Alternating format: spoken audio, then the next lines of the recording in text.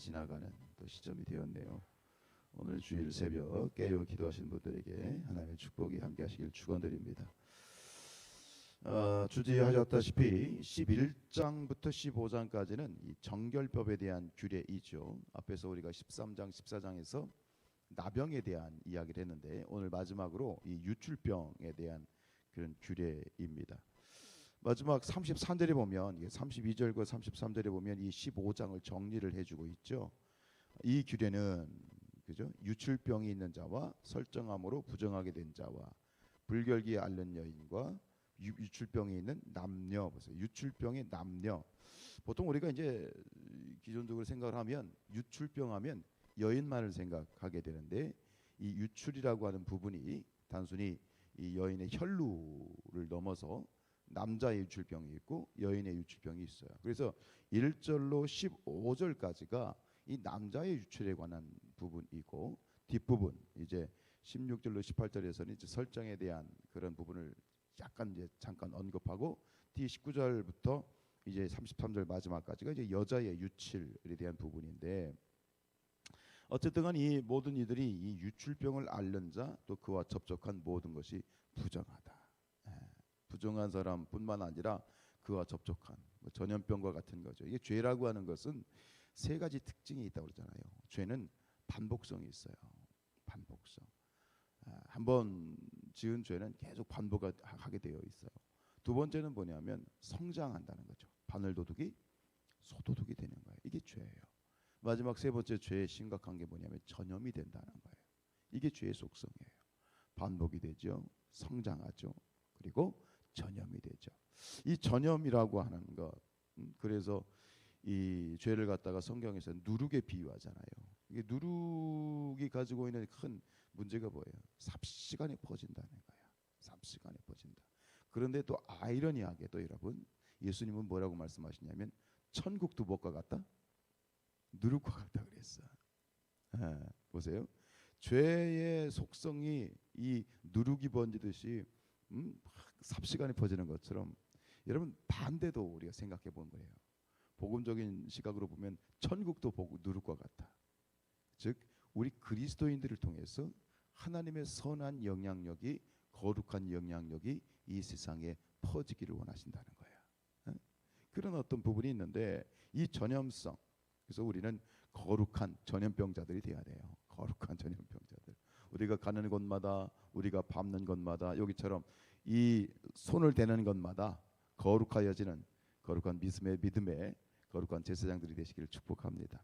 그래서 이제 이 유출병이 이제 나은 자는 그러면서 이제 일주일 동안 다시 격리를 해. 치료 나았다고 해서 끝나는 것이 아니라 다시 일주일 동안 격리를 하고 8일째에는 하나님 앞에 또 감사의 속죄제와 번제로 제사를 드려라라고 하는 것이 이 제사 규정인데 남자의 유출병이라는 게 뭐냐?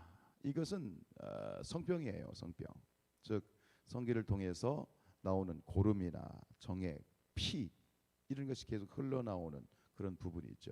그래서 이 유출병 자체가 남자 유출병 자체가 부정한 것은 너무나 당연한 거겠지만 이것은 정상적인 그러한 성생활로 인한 비정상적인 그런 성생활로 인해서 빚어진 문제이기 때문에 이것을 이제 부정한 것이다라고 하는 것이고 이 여인의 유출병은 뭐 잘 아시겠습니다만 이제 생리와 연결된 것이죠. 생리 기간이나 근데 생리 기간이 아닌데도 계속해서 이제 하혈을 할 경우 이 모든 것들이 이제 부정하다. 그런데 여인의 유출병은 남자의 유출병과 달라서 이것이 부정한 행위의 결과가 아니잖아요. 이것은 자연적인 어떤 생리 현상인데 왜 이것을 부정하다 얘기하느냐? 앞에서 한번 언급을 했었던 것처럼 이것은 죄의 결과로 얻어지는 그런 타락으로 말미암아 해산의 저주와 연관이 되었기 때문이다라고 말씀을 드렸지요. 자, 그러면서 얘기하는 거예요. 31절에서 이러한 유출병 규례를 주신 이유가 뭐냐? 정확하게 31절에 너희는 이와 같이 이스라엘 자손이 그들의 부정에서 떠나게 하여 그들 가운데 있는데 성막을 그들이 더럽히고 그들이 부정한 중에서 죽지 않도록 하라. 죄의 삭은 사망이다. 죽지 않도록 하라라는 거예요. 죄의 심각성, 죄의 결과는 똑같아요. 큰 죄나 뭐 우리가 큰 죄, 작은 죄를 나눠서 그렇지 죄의 결과는 똑같은 거예요. 죄의 결과는 죽음이에요, 사망이에요. 그래서 이 죄에 대한 심각성을 이야기하면서 악은 어떤 모양이라도 버리라라고 하는 그런 어떤 거룩함의 유지가 필요한 거죠. 오늘 근데 이 앞에서 설명드렸던 나병하고 다르게 이 유출병의 한 가지 특징이 있어요. 두 가지를 비교했을 때 나병과 유출병의 차이가 뭘까요? 나병은 이게 겉으로 드러나는 거잖아요. 몸에 이제 드러나는 거니까 누가 봐도 뭐 나병 걸리면 코 떨어지고 눈썹 막 떨어지고 이 머리 다 빠지고 흉측하잖아요. 그러니까 나병이라고 하는 것과 이 유출병을 이제 비교를 했을 때 참 놀라운 건 뭐냐면 나병은 그냥 다 드러나 누구나 다 알 수 있어. 근데 유출병은 뭐예요? 숨겨진 병이에요. 이게 은밀한 그러한 병, 즉 무슨 얘기냐? 은밀한 범죄라고 말할 수 있어요.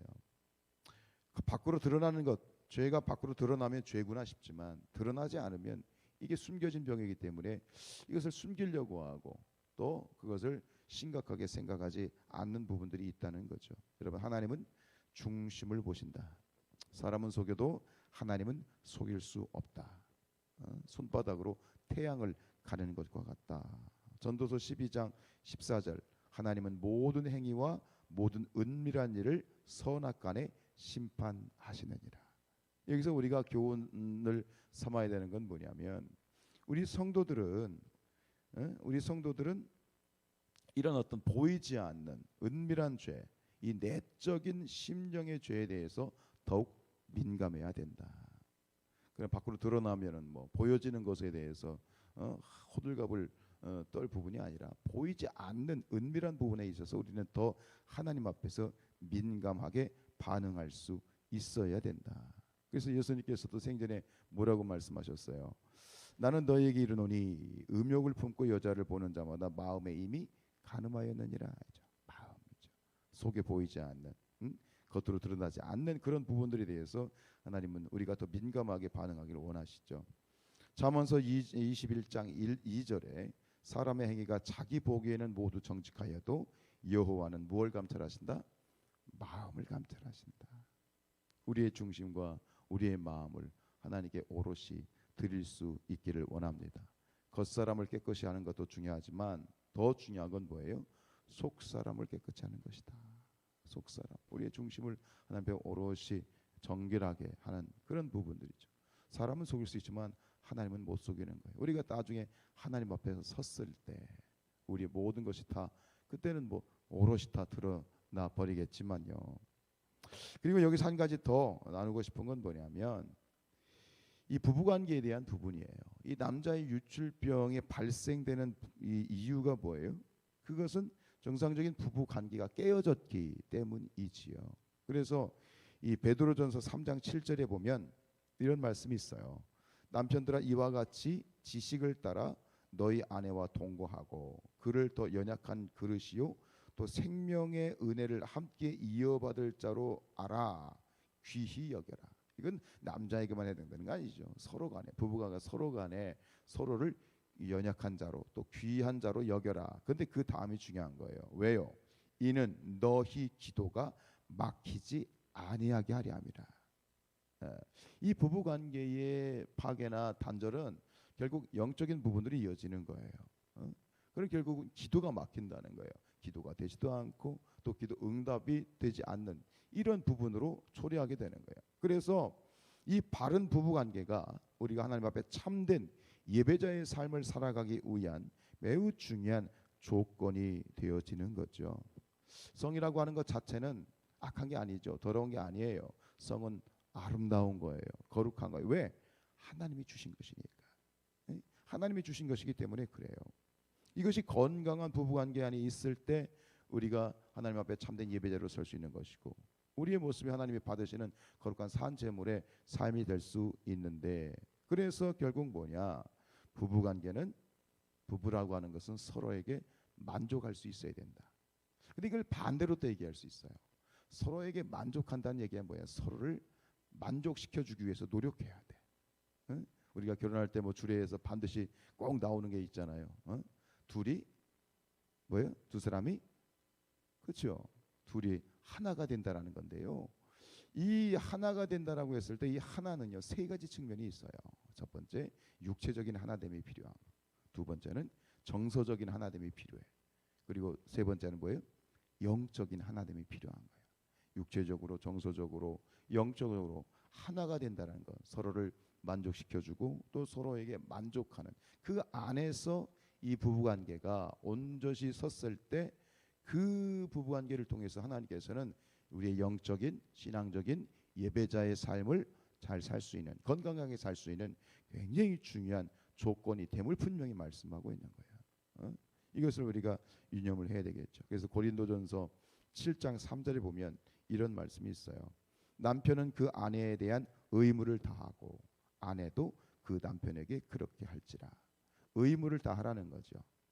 그래서 의무라고 이 고린도전서 7장 3절에서 말하는 의무는 이거는 육체적인 부부관계의 의무를 말하는 거예요. 이걸 아주 정확하게 얘기를 하죠. 무슨 얘기예요? 서로에게 만족하고 만족시켜 줄 수 있도록 노력해야 된다. 즉 지켜야 된다는 것이죠.